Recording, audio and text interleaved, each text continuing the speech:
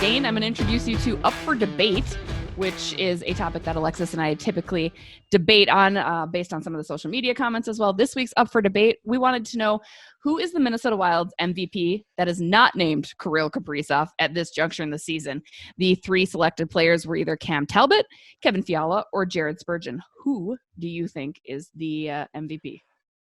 Well, if you're giving me first pick, I gotta go with Cam Talbot because I was ready to argue Jared Spurgeon in my head because I could probably make a pretty compelling argument for that.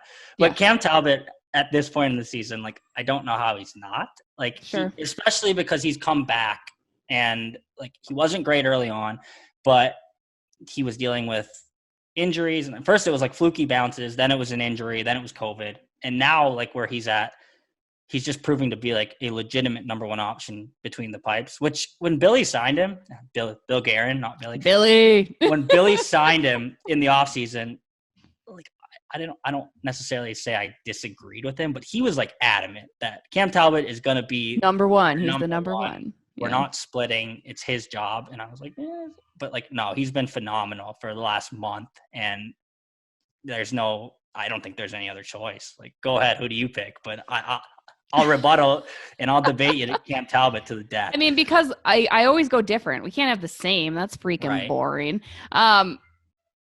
Kevin Fiala, maybe, just to keep it interesting. I love Jared Spurgeon and I love everything. And he's usually a quiet defenseman, right? It's not that this year, he seems even a little bit more unnoticeable. And maybe it's because the offense has finally taken over a little bit for the Minnesota Wild.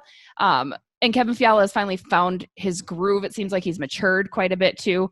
Because I think, at the beginning of the year, there might have been a little bit of jealousy almost of Kirill and, picking up because Fiala ended last year with such high accolades and everybody on the Minnesota Wild was so excited about him coming back and being this top scorer. And I think he struggled with that a little bit because as it's been well documented that he does kind of deal, with his anxieties and mental pressures that he puts on himself. So I'm going to go Kevin Fiala because I love having a Kevin Fiala and a Kirill Kaprizov on the team because that's just kind of a fun scoring tandem. Do you completely disagree with that? What was your argument for Spurge? That he does all the little things and that his offense is eventually going to catch up, but he the way he breaks up two on one odd man rushes is he doesn't show up in the box score, but it seems like the way he, Dean Evison always likes to talk about stick on puck and it's cliche, but Spurgeon is so good at it. And is Dean Evison talking cliches ever?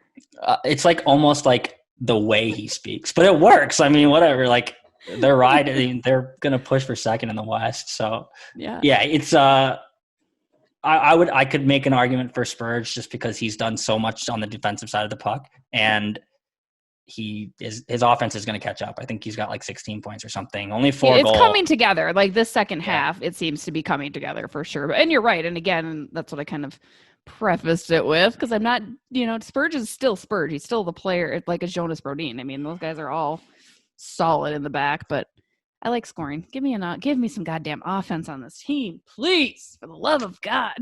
That's fair. It's a good segment because obviously it's Kaprizov, right? But we can't. We can't pick Kaprizov. I would also argue for Erickson Ek too. I think the way that he's stepped up his game and really put himself as a top line centerman on this team and developed into the player that I think he was projected to be finally.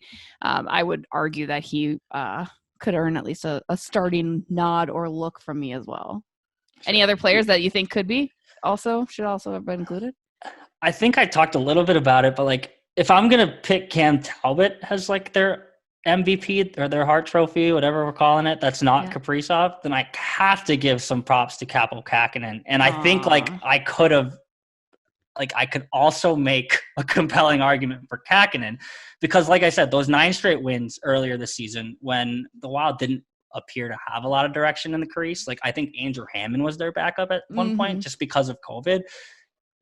You look at where the Wild are at in the standings right now. If you take 18 points away, and look, they're not going to lose all 9 of those games. Even if Hammond starts, they probably win 2, 3 of the 4 of those games. But if you take 10 points away, or you take 12 points away, the 18 points that Kahkonen was able to nab, the standings look a lot different now. So it's not I know I listened to your podcast with Friedman, and he's like, definitely recency bias, like it plays a role in these awards. But like, if we're looking at the body of work, I know Kaapo's been bad lately, but if he doesn't have that strong stretch earlier in the season, the Wild are maybe scrapping for a playoff spot right now instead of comfortably in, above the cut line. So. Right.